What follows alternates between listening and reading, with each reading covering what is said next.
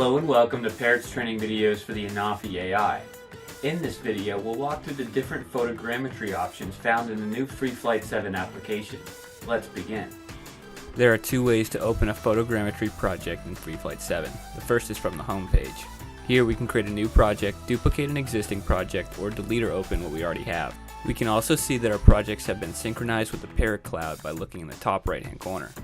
Navigating to the HUD will also allow us to open up our mission tab and select photogrammetry. This will bring up the last mission that we have created. Now let's create a new photogrammetry project. Open projects and select new. Navigate to the area where you'd like to create a new project. The first thing you should do is name the project. Naming this project will help us locate it across all of our devices logged into our Parrot Cloud account.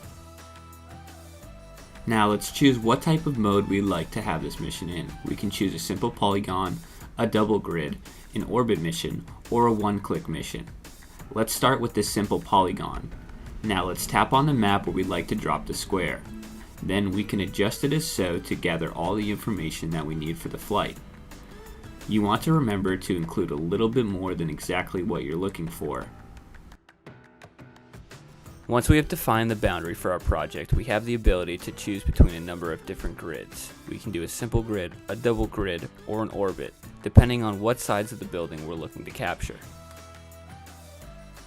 For this project, we'll stick with the double grid. However, we're going to adjust the square just a little bit more so we can ensure that we encapsulate the entire building. Now we will need to confirm our image parameters are set up for the mission. We'll want to make sure our resolution is 48 megapixel, our exposure is where we'd like it, and if we'd like to select the white balance for a sunny or cloudy day.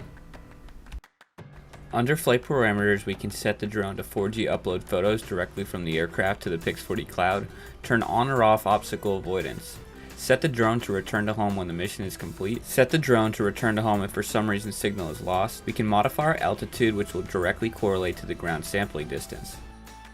The higher the altitude, the higher the GSD. We can change our camera tilt, and finally we can adjust our front and side overlap for our liking. When complete, we'll exit and return to the main flight page. Once you are satisfied with the flight parameters, you can go back to the main screen. Here we'll see an estimated flight time and an estimated total distance the drone will fly. When we are finished, we'll press the Done button. That will bring us to our home screen, and the only thing we'll have to do from there is press the play button. Before we fly, let's create a one-click photogrammetry mission. Select the one-click from the modes. Now you'll see that the different buildings will light up. You can select individual buildings. Then input the building height and define it. This will ensure that you fly the proper height of the building.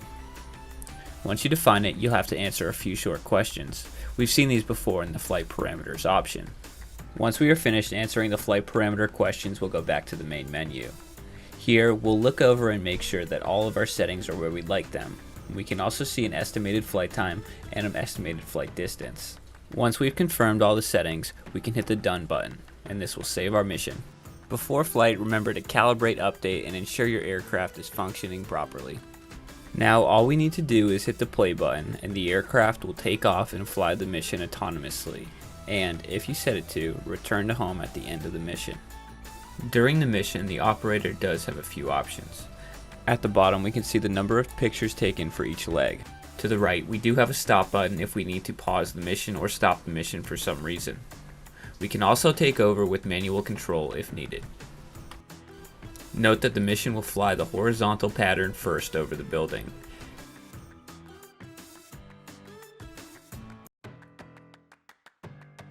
Once the ANAFI Ai is finished taking pictures on top of the building, it will move on to the side to take pictures around the building.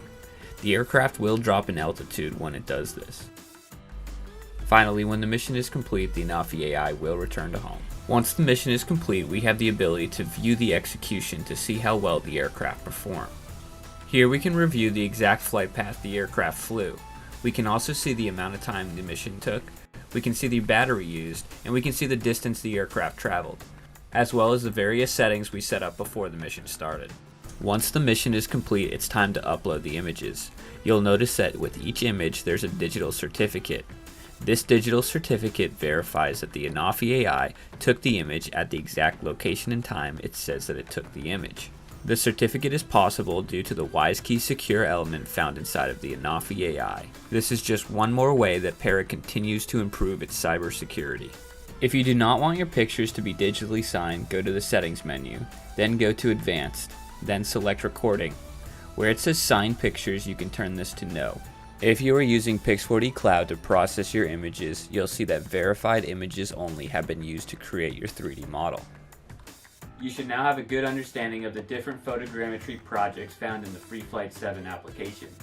In the next video, we'll walk through Touch and Fly. Thanks for tuning in to Parrot's training videos for the ANAFI AI.